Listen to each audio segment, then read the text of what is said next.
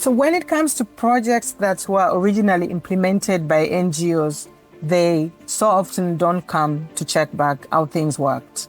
And my main question for this particular project was, what really happens 3 years after an NGO packed their bags and left?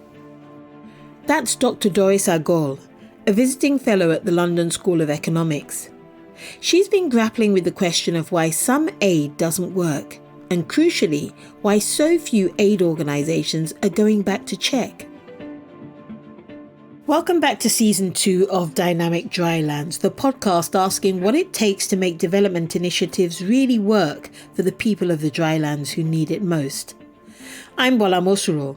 I'm a journalist and broadcaster, and over these 5 episodes, we're hearing from people working on the front line of development to think about how donors, governments and development practitioners can engage more effectively in the drylands of Africa and the Middle East. We heard from Dorice in Season 1 when she spoke about the indigenous farming techniques that allow pastoralists to adapt to climate shocks. Dorice has been doing research in Turkana in northern Kenya. It's pretty remote, at least a 12-hour drive from Nairobi. And Dorice wanted to know whether a few activities started several years ago by NGOs to improve water access, set up village associations and markets had succeeded in making Turkana people more resilient.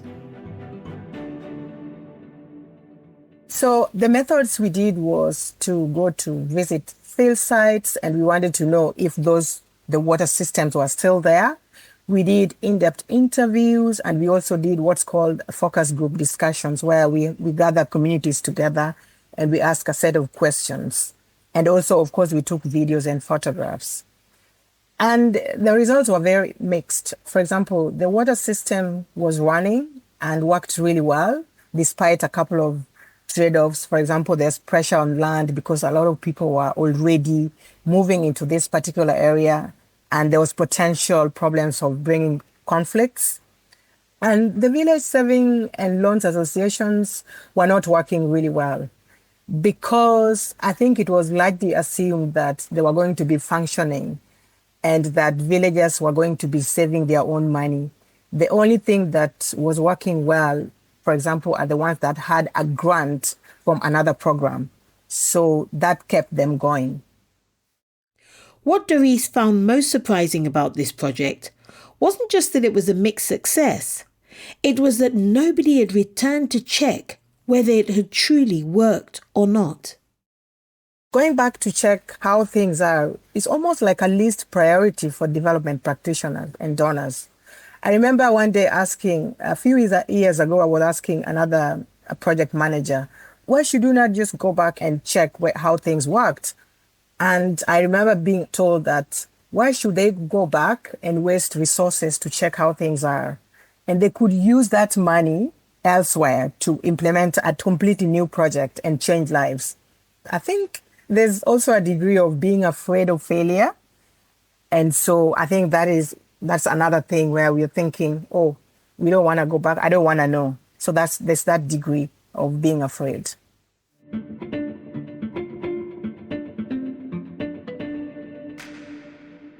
Dorice hasn't been the only researcher looking into the long-term impact of projects. Nancy Balfour, a researcher on water in fragile areas and a founding trustee at the Centre for Humanitarian Change, has been looking at the politics underlying a separate development project. Let me talk about a project in Ethiopia that some things that went wrong there could have been done differently. And that was a project in which politics played a major part. And this is something that we've seen across the region in these water projects. And in this particular case, the project was designed and delivered by a water officer in the area with the express reason to actually settle his own people from his own clan in that area. So it was a kind of land grab through water. So due diligence was not done on who owns the land in that area, who owns the resources, who uses the resources in that area. And I would say another project that is an example of a common practice which we would like to see change, which is around the politics and patronage that comes with water, that water is often delivered, boreholes are drilled in these dryland areas purely for an individual or a group to gain power within their constituency. So an example is one small village in Marsabit in northern Kenya. Every time there's a drought, somebody comes along and says, oh, you need more water, so we'll drill you another borehole. So there are actually 8 boreholes in this one village, and only one of them actually delivers clean water and works. And the reason they're not being used is because they've either broken down, but more often because they're salty. So what it actually shows is a pattern of not learning from experience. They come along and think, well, we haven't got time to do a proper study to find out about the groundwater or to look at what somebody did 5 years ago. We're just going to put in a new water supply because these people need it because it's a drought and they'll be very grateful if we do it.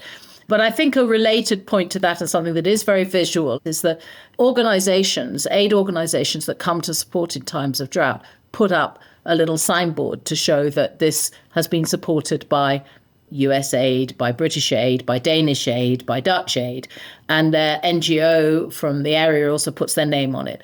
And most of these areas, especially in northern Kenya, where this just happens again and again, there are 10 signs of different organizations and different NGOs showing that they've come and done the very same thing every 5 years or every time there's a drought. It all works together. So water on its own has to be considered as how does this water integrate with our grazing lands, integrate with where we want to live, integrate with where our youth want to be, integrate with where the kids want to go to school, integrate with where the health facilities are. And so there's a lot of different things that you've got to consider in where you put this water supply. If you put it in the wrong place, you can destroy a grazing system because people settle around a water supply. That was Nancy Balfour.